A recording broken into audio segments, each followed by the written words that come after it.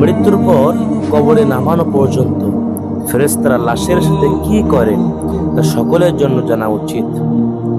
মানুষ যখন মারা যায় তখন তার দেহ তাকে ডেকে বলে, হে দুনিয়ার যাত্রী, তুমি কি জানো যখন আজরাইল আলাইহিস সালাম আল্লাহর আদেশে মুমিন বান্দার আত্মা বের করে নেন তখন একটি আলো ছুটে চলে তার দেহ থেকে, তা যেন এক গন্ধে ভরা প্রশান্ত শান্ত এক অনুভূতি নিয়ে। আর তখন তার আত্মা যেন তার নিজের নিথর দেহর দিকে ফিরে তাকায়, আর তার দেহ বলে, হে আত্মা, আল্লাহ তোমাকে উত্তম প্রতিদান দিন, তুমি ছিলে আমার সাথী। আমরা একসাথে আল্লাহর ইবাদতে অগ্রগামী ছিলাম, একসাথে কেঁদেছি, একসাথে সিজদা দিয়েছি। তুমি আমার পক্ষ থেকে মুবারকবাদ গ্রহণ করো, কেননা আজ তুমি মুক্তি পেয়েছো। আমাকেও পরিত্রাণ দিয়েছো সেই দুনিয়ার কঠিন ফিতনা থেকে। আর তখন আত্মাও বলে, হে দেহ, আল্লাহ তোমার কল্যাণ করুন, তুমি ছিলে ধৈর্যশীল আমার ইবাদতের সাথে, আজ তুমি বিশ্রাম নাও।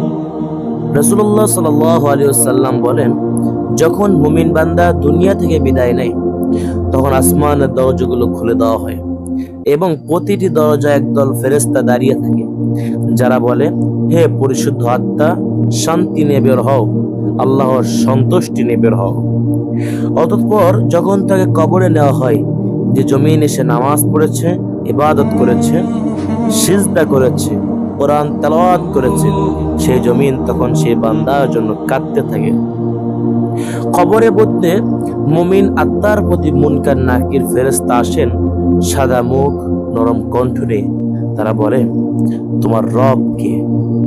মুমিন বান্দা বলে, রব্বি আল্লাহ, আমার রব হলো আল্লাহ। তখন ফেরেশতা বলে, তোমার দিন কি? মুমিন বান্দা তখন বলে, আমার দিন হলো ইসলাম। তখন ফেরেশতারা নবীজি সাল্লাল্লাহু আলাইহি ওয়াসাল্লামের একটি ছবি দেখিয়ে বলে, কে এই ব্যক্তি?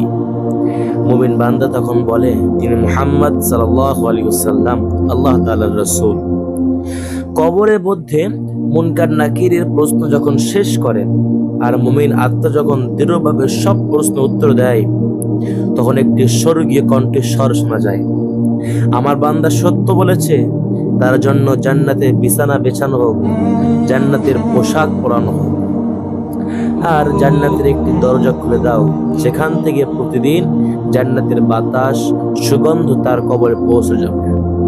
হাদিসে রাসূলুল্লাহ সাল্লাল্লাহু আলাইহি ওয়াসাল্লাম বলেছেন, একজন মুমিন সঠিকভাবে উত্তর দেয় তখন একজন ঘোষণাকারী ফেরেশতা বলে, সে সত্য বলেছে, তার জন্য জান্নাতের বিছানা বিছিয়ে দাও, জান্নাতের পোশাক পরাও এবং জান্নাতের দরজা খুলে দাও।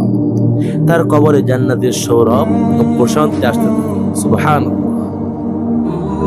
তখন সেই মুমিন বান্দা বলে, হে আমার রব, কিয়ামত কবে হবে? আমি যেন দ্রুত আমার পরিবারের কাছে ফিরে যেতে পারি। এই কথা বলে সে ঘুমিয়ে পড়ে, ঠিক যেমন প্রিয়জনের অপেক্ষায় মানুষ থাকে। অন্যদিকে যে ব্যক্তি গাফেল, সালাত ত্যাগ করত, কোরআন তেলাওয়াত তার জীবনে ছিল না, গোপনে পাপ করত, তার কবরের দৃশ্য ঠিক বিপরীত। রাসূলুল্লাহ সাল্লাল্লাহু আলাইহি ওয়াসাল্লাম বলেন, যখন একজন কাফের বা মুনাফিক কবরে প্রশ্ন উত্তর ভুল দেয় তখন বলা হয় সে মিথ্যা বলেছে। তার জন্য জাহান্নামের বিছানা বিছানো হোক, জাহান্নামের দরজা খুলে দেওয়া হোক, তার কবরে এমন ভাবে চাপ দেওয়া হয় যার ফলে পাঁজরের হাড় একে অপরের ভিতর ঢুকে যায়। আস্তাগফিরুল্লাহ। কবর হয় একটি জান্নাতের বাগান অথবা একটি জাহান্নামের গহ্বর। প্রিয় ভাই বোনেরা, এই দুনিয়াতে যদি আমি আপনি নামাজের জন্য কাঁদি, তাহলে কবর আমার আপনার জন্য শান্তির বিছানা হয়ে যাবে ইনশাআল্লাহ।